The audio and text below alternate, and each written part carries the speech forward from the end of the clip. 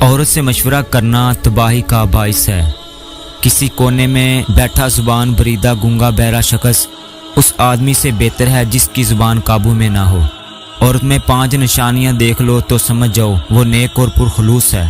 پردہ دار، سچ بولنے والی، نگاہ نیچے رکھنے والی، خاموش رہنے والی، آہستہ آواز میں بات کرنے والی۔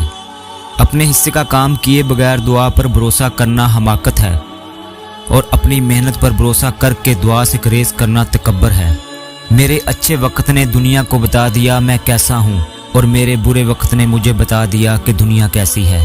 جیسا سلوک تو مخلوق خدا سے کرے گا ویسا ہی سلوک خدا تیرے ساتھ کرے گا۔